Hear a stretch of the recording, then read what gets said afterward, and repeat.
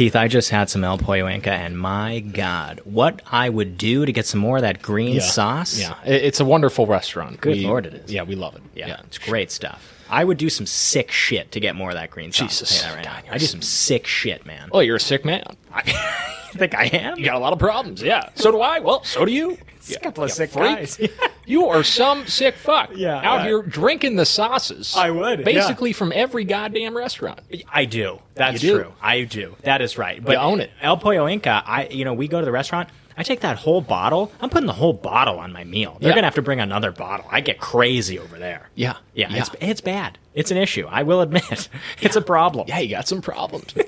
You got some problems. You need to sort it out. Maybe talk to your therapist about it. Yeah, I don't know. I don't know, man. I don't know. I remember all the times we used to go to Benihana. And shout out to that restaurant. Right. It's a lovely place. It's good. Great place to spend the time with the friends and fam. But right. But you always, I don't know. I was always concerned watching you eat next to me there, because you wouldn't just eat, and you wouldn't just use the sauces. You would full on drink the sauces. I would. You would full on drink the sauces, Yeah. I remember I would look over and I would be concerned. Yeah, there he goes. It would give me an uneasy feeling, watching you just down that, down it. Yeah, down those sauces, man. Well, But they're there to consume, aren't they? I gotta have some sauce. I have some sauce with my meal, right? they're there to dip.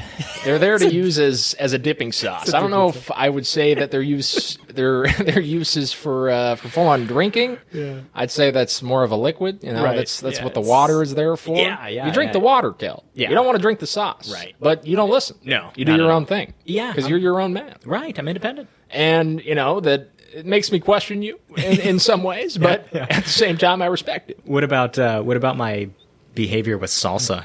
How about that? The Mexican restaurants? It is no different at all. I look over at Benihana. I see you drinking the sauce. I feel uneasy. I look over, and we're at a Mexican restaurant. I see you literally drinking the salsa. It's not something. It's a rare sight. That's a rare sight. Not many people will straight up drink the salsa, but you will. Yeah. And it leaves me questioning my life choices every time. That you're friends with? And also you gotta confront me about it. I wonder if I should be doing that as well. Great. Yes. Yeah, because you're doing it and you love it so much. It's awesome. I'm sitting here thinking geez, am I missing out on this? Listen. Am I living the wrong life? Keith, if drinking, not drinking salsa? If drinking salsa was socially acceptable, I think a lot more people would be doing it. Jesus. It's that good. It's that good. When I have breakfast burritos all the time. Normally when I'm driving a car or something, it's perfect portable food. You're driving the car. How am I going to put salsa on the burrito and drive the car? I'm not. So you get a bite of burrito. You take a bite. You drink a little salsa. And then you drink the salsa. Yeah, perfect combo. Boom, bang. Oh, God. You see, I would pour the salsa. You take the bite of the burrito and you pour the salsa on that bite. The salsa spreads out, within itself kind of. Then you take the bite. Yeah, well, you already got the salsa on there. I feel like drinking the salsa is just kind of just completely unnecessary. Okay, maybe I'm just a sicko. No. I feel like a sick man. Jeez, now I feel like I'm judging you too harshly. No, I like it. No, bring it on. Oh God, you like it? I'm a sicko. Oh God, you sick fuck. So Jesus, bad. you get off on drinking salsa. You're getting off on drinking these dips. I'm getting off. Is that what you like? Yeah. Is that why you drink them? Yeah. Because you see me looking over at you, and you're just I know it's gonna really freak Keith out right now. Get you let me drink this salsa. Man. It's so good. Really, All right. Really want to make him feel uncomfortable right now. Well, it's working. Working. I'm glad. It's effective. It's what I do, and I love it. I've never heard of anyone else drinking the sauce at Benihana. Yeah. But I guess it's so good that you just got to do it. Sometimes you got to do what you got to do, right? Actually, no, I take that back. My brother is also he's a victim. Greg. Yeah, he's a victim Greg of the Benihana sauce. Yeah, he drinks that sauce. The mustard sauce, to be specific. Oh, that one's good, man. It is a great sauce. Yeah, it's no, everyone loves it. I just don't think you should be out here drinking the sauce. Probably it's not. used as a dip. Yeah. Respect it. Right. Respect the dip. Yeah. And its purpose. Respect the process. Yes, exactly. You don't want to do things your own way. Benihana, they got things done their own way. You got to respect that process. It's damn straight. But here you are, breaking the rules. Hey, man. Doing your own thing. We're rule breakers. We do what we got to do. We love the sauce. That's a cold open, man. I guess I gotta respect it, but I'm not a massive fan of it as well. I don't blame you. With that, fellas, let's cue that theme music.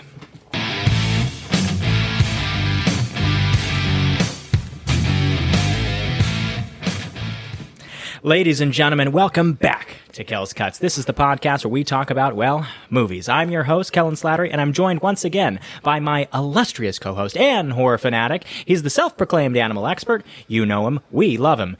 It's Keith Vogt. Ladies and gentlemen, it's Keith Vogt. Keith, how the hell are you doing, my friend? Feeling pretty good. Thank you again for that illustrious intro. I really appreciate it. It gets me going every time. Good.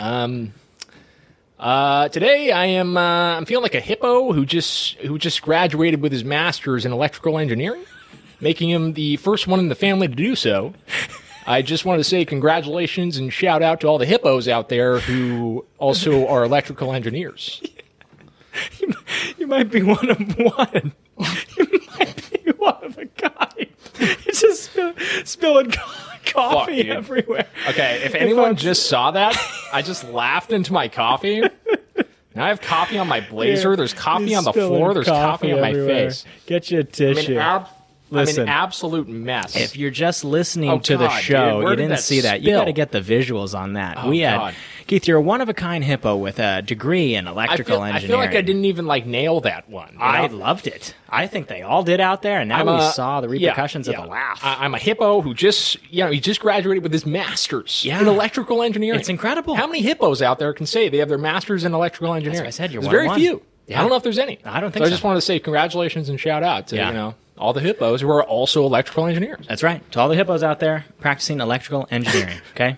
It's as simple as that. You gotta love it. Yeah, you gotta love it. So guys, thanks for joining us while Keith gets cleaned up here. Thanks for joining us. If you have been with us before, you know how the show works. But if it's your first time, we'll break it down for you. So first, we start out with a box office breakdown. That is the B.O.B. where we go over... Bobby. Hey, God, Bobby, we loved you so much. Bobby Ray. Bobby boy. Bobby Ray. B.O.B. Bobby Ray, that's the box office breakdown. We go over the top 5 films at this past weekend's box office. We go from 5 up to 1, and we give you our thoughts and our takeaways there. After that, we go over our boom or bust movie news segment. That is where we go over some news stories happening in the world of film and television, and we give you a positive reaction or a negative reaction. So, if it is positive and we get feelings of happiness and excitement and joy and all things in that realm, we give you a reaction of boomy boom. That's right. But if it is bringing on feelings of negativity, sadness, despair, all things in that realm, we give you a reaction of your musty tarantula. Oh, that is right. And after that, we go over our cuts or our highlight of the week. And this week, Keith and I saw a horror film. We live streamed outside the movie theater on TikTok. Yeah. And we had some of our viewers tuning in and saying that we had a lot of passion. We were dedicated because we went to the first movie theater and the power went out. It did. Remember? It did. We parked the car, and all the lights turned off. We didn't think anything of it. We get out of the car. No. The entire movie theater, pitch black. Yeah, that was the first time that... we've been going to a lot of movies our entire lives, and that's the first time that's happened for me. I've never had the power go out during a movie. It has happened to me before. Jeez. Yeah. Wow. What film? Actually, it was for Frozen 2. Oh. Frozen 2. Okay. Yes. Nice. Frozen 2, and I did the same thing. Elsa. Went to another theater to see it. And it was showed the passion. We showed the passion there. Let it go, man. I guess they really let the lights go. They on that did. one. I mean, I saw Frozen 2. I saw it with Hannah. Actually, we went it was a long time ago. Maybe how long did that movie come out? 5 Frozen 5 2. Geez, it's a good man. one. I don't know if I never saw Frozen 2. No, it's great. I love the first one. Oh, it's really good. Let it go. Yeah, Frozen 2 is really good. Can't hold it back anymore. There's a song, Keith, in Frozen 2, real quick. There's a song in Frozen 2 called The Next Right Thing. Oh. And it's... Who sings? Is it Idina Menzel? No, it's Kristen Bell. Oh. And she's lost. The character is completely lost. She doesn't know what to do. She feels broken down. She's down in the darkest, deepest pits of her own humanity. And she breaks into song, and she says, I just want to do the next right thing. And it breaks it down move by move. I just want to do the next right thing. The next right thing. Boom, boom, boom. Really simplifies the process, and it's an excellent song. I remember it to this day. Really powerful. Okay. Powerful stuff. Okay. Frozen 2. Jeez. Bit of a digression. Got to give it a listen after this. It's a great song. Okay. Bit of a digression there. But Keith, we saw Drop. That was the horror film we saw. So we're going to be covering that in our Cuts, or our Highlight of the Week segment there, because we saw the horror film together. It's a great time when you and I can see a film together. We try and make it happen. Sometimes it's tough. Scheduling gets in the way. I know. Life happens. But hey, we saw Drop. I think the last film that we saw was The Wolfman before this. Oh, my God. And that was like over 2 months ago, man. Yeah, I that's know. bad. We really, I know. That's really awful. I know. We it's gotta get on our shit. We gotta get our shit. Well, we got together. on our shit this week. We saw Drop. Yeah. It's a horror film. You know, it's basically Airdrop gone wrong. Right. You know, the horrors. Jeez, I can't speak right now. Yes. Horrors of the what airdrop can do. Right. In a worst case scenario kind of deal. Yes. No. Exactly. Yeah. Yeah. If you're getting airdrops from a stranger, what could happen? What that can mean? Right. What can happen? What will ensue? Yeah. Exactly. So we'll go over that during our Cuts or our Highlight of the Week as we cover it during the BOB. We're not going to talk too much about our thoughts on the film. We're going to do that in our Cuts segment, so we don't get too much in depth. But once we get into the Cuts and we talk about the new horror film Drop, we are going to give a spoiler warning when we start to get into spoilers, and we're going to have a lot of fun discussing that one. Okay? Yeah. And lastly, we have our BSOTD. That is the bold statement of the day. It's our hopes, our dreams, our thoughts, our feelings, our aspirations, all of it packed up into one. A tight little bow. It's a present. It's a gift. We have it for you, and we will be revealing it on the show later today. Keith, do you have any idea what you're going to be talking about later? I wish I did. Yeah, me too. I wish I did. Yeah, I don't have an idea. I don't, and we'll figure it out as we go. We always do. Yeah, we always do. I might have an idea, actually. Okay. Nice. Well, you'll reveal it later, right? It could be in regards to Terminator. Oh, okay.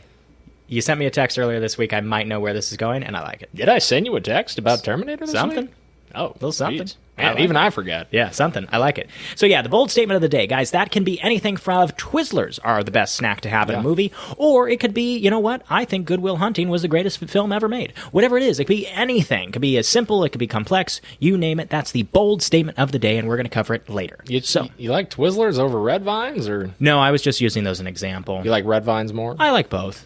I probably prefer the Red Vine, but I do like both. Yeah, I prefer Red Vine. Okay, I was going to say, gun to the head, you got to choose one. Okay, Red Vine. There you go. Yeah. Red Vine. Yeah. How about you?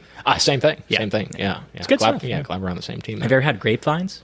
No. Good, no, man. I They're never purple. have. Yeah, they're really good. Jeez. Yeah, you don't see them very often. Tastes like grape. Yeah, exactly. It's really good. Jeez. Yeah, we'll have to get some. Okay. Yeah, Nice. let's do it. Yeah, all right. So, without any further ado, let's get into the BOB. That is the box office breakdown. Bobby Ray, where are you? B.O.B., baby. There it is. Bobby Ray. That's right. Another one of those, please. Thank you. Okay. So it's the box office breakdown. This is for the weekend of April 11th to April 13th. Keith, this is the 15th weekend of the year. Already weekend number 15. Look at us go just chugging along. Crazy. Wow. So in the number 15. 5 spot. 15. That's right. 15. Shout out to all of our Spanish listeners out there. Thank you. 15. Yes. Okay. So in the number 5 spot, Keith, we've got a Universal Pictures film. It is the aforementioned Drop, bringing in $7.3 million on 3,000 screens. Drop in the top 5 there, $7.3 million. I believe when we were outside the theater, we were predicting if it would be over, under $10 million at the opening weekend. Yeah. I think we both said under. I think we both said under. Yeah. Yeah, so it's under there. It's at $7.3 million. We saw the film. It's still in the top 5, opening weekend, sub 8. But I'd imagine this film did not cost a lot to make. I'll pull up the budget numbers while you give a quick takeaway there on Drop in the top 5. Yeah. Like to see it? No, yeah. It's obviously great to see this film in the top 5. I wish it was a little higher because it was its opening weekend. And it did get great ratings overall from the critics. I think it's holding a 90% on Rotten Tomatoes, which is that's a certified fresh score right there if you ever told me one, brother. Really? But it's a new original take on horror. It's at 84% for reference now. It's nothing No, it's nothing. I wouldn't say it's anything to write home about. Nothing groundbreaking. But you're going to go and you're going to be entertained. Yeah, you're going to go to the movie and you're going to be entertained during this one. Yeah. It's a nice fresh take on horror with the whole airdrop. Yeah, put some technology into it. Yeah. So Keith, I got the budget numbers. It cost $11 million to make, and it's making 7.4 opening, so it's $11 million.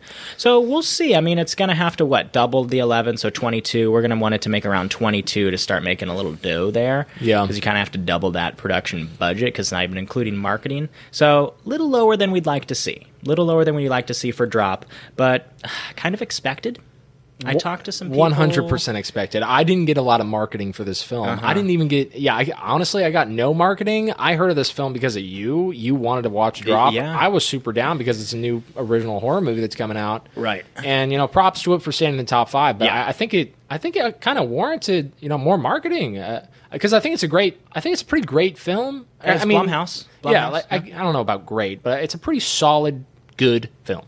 And I think based off that, it deserved more marketing. And yeah, it's I think if it reached people, the trailers, people would have went out and watched it. Well, as we get more into the upper half of this box office, we've got more to talk about, and we'll see why maybe it didn't make sense. Not that it was a competing audience here, but there's just a lot of people going to the movies to see a certain film. We'll talk about a little bit later. Keith, next. Tough competition.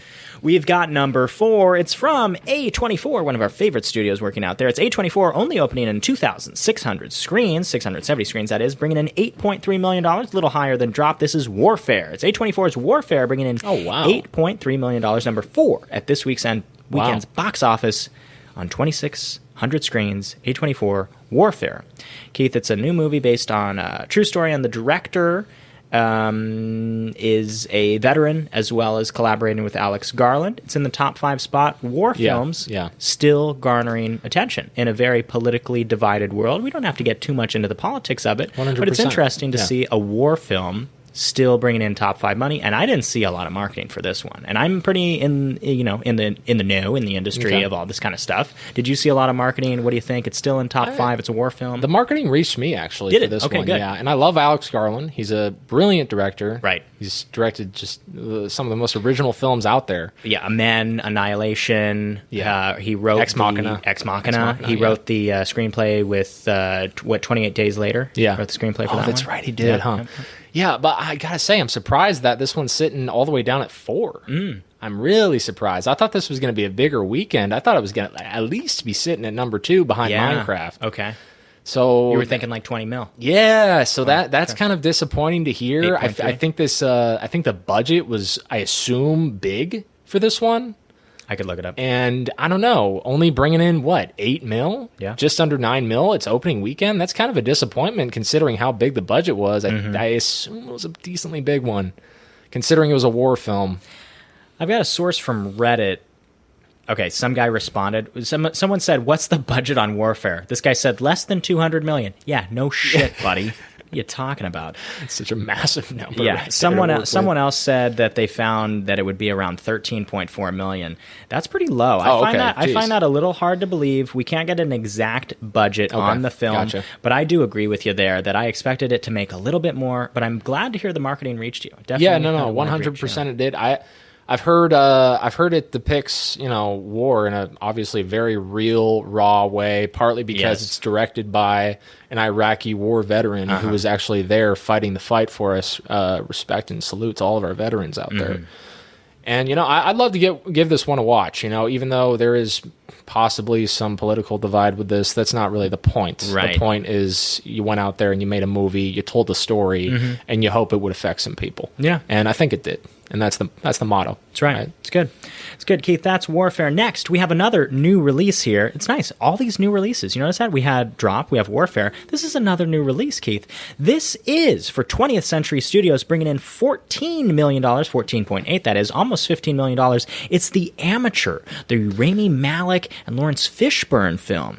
Kind of the, I don't want to say spy, but it is kind of a spy thrillerish thing. Rami Malek's wife passes and he's going and trying to basically kill the person who killed his wife. That's kind of the baseline premise of this one. That's The Amateur. Good revenge story. Revenge story, exactly. That's The Amateur, and it's he is the amateur. No one expects him to be able to pull this off. But he's the underdog. He wants to go out there and try it. This is a CIA coding guy who goes out there and tries to get into the action, and it made $14 million bucks. Keith, The Amateur, did you hear this one? I've heard of this one. Honestly, this is I'm surprised. I didn't expect it to bring in this much money, but I guess it makes sense. It's got Rami Malek.